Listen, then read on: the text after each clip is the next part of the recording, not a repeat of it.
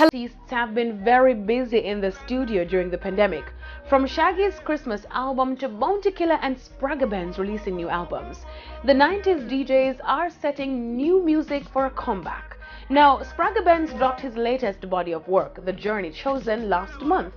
The 11-track album debuted at number 10 on the US Reggae Albums chart and features Conscience, Kimani Marley, Cranium, Wayne Wonder, and Budge's son, Jazeel Myrie. The album also features Spragga's slain son Carlton and a tribute track, Never Leave.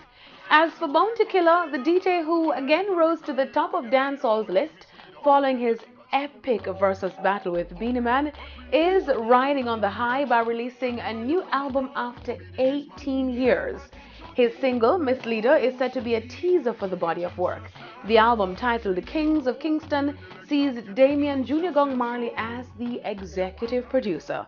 And then for some Christmas cheer, Shaggy has enlisted the help of Neo, plus Josh Stone, Bounty Killer, Junior Reid, and others for his Christmas album, Christmas in the Islands, to be released next week.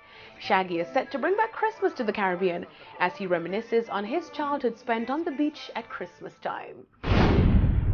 Now virtually we're partying this weekend with Talia and Burgerman as they take us through fame, frequencies, dance and divas. The dancehall party is set to feature a special catalog segment which will see dance and divas being paired for some musical magic. The party starts at 9 p.m. on RETV and Fame 95 FM and of course onespotmedia.com. See you there. That's it for the weekend edition of Eat Prime. I am Daedran. Thank you for watching.